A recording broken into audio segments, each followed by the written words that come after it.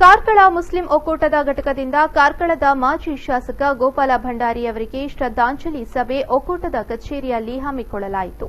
ಈ ಸಂದರ್ಭದಲ್ಲಿ ಅವರ ಆತ್ಮಕ್ಕೆ ಶಾಂತಿಯನ್ನು ಕೋರಿ ಘಟಕದ ಸದಸ್ಯರು 1 ನಿಮಿಷ ಮೌನ ಪ್ರಾರ್ಥನೆಯನ್ನು ಮಾಡಿದರು. ನಂತರ ಜಮಾತುಲ್ ಫಲದ ಅಧ್ಯಕ್ಷರಾದ ಮೊಹಮ್ಮದ್ ಶರೀಫ್ ಮಾತನಾಡಿ, ಒಬ್ಬ ನಿಷ್ಠಾವಂತ ಹಾಗೂ ಪ್ರಾಮಾಣಿಕ ನಾಯಕನನ್ನು ನಾವು ಕಳೆದುಕೊಂಡಿದ್ದೇವೆ. ಅವರು 2 ವರ್ಷದ ಶಾಸಕರಾಗಿದ್ದ ಅವಧಿಯಲ್ಲಿ ಕಾರ್ಕಳದಲ್ಲಿ ಹಲವು ಜನಪರ ಕೆಲಸವನ್ನು ಮಾಡಿದ್ದಾರೆ. ಅದಲ್ಲದೆ ಭಂಡಾರಿ ಅವರು ಪಕ್ಷ ಭೇದ ಮರೆತು ಜಾತಿ ಮತವನ್ನ ಮರೆತು ಎಲ್ಲರ ಕೆಲಸವನ್ನು ಮಾಡ್ತಾ ಇದ್ರು. ಅವರ ಅಗಲಿಕೆ ನಮ್ಮೆಲ್ಲರಿಗೂ ತುಂಬಲಾರದ ನಷ್ಟವಾಗಿದೆ ಎಂದು ಹೇಳಿದರು.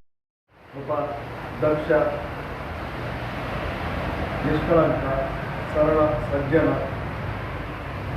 ವ್ಯಕ್ತಿಯಾಗಿ ತನ್ನ 67 ವರ್ಷಗಳ ಜೀವನವನ್ನು ಅಜಾತ ಶತ್ರುವಾಗಿ ಕಳೆದಂಥ ವ್ಯಕ್ತಿಯಾಗಿದ್ದಾರೆ.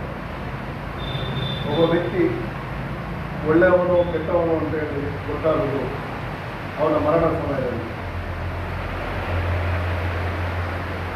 ಆ ಸಂದರ್ಭದಲ್ಲಿ ನಾನು ನೋಡಿದ್ದೇನೆ, ಅವರ ಮರಣ ಸಂದರ್ಭದಲ್ಲಿ ಅವರ ಜೊತೆಗೆ ಅವರ ಶವ ಸಂಸ್ಕಾರವರೆಗೂ ನಾನು ಅವರ ಜೊತೆಯಲ್ಲಿದ್ದೆ.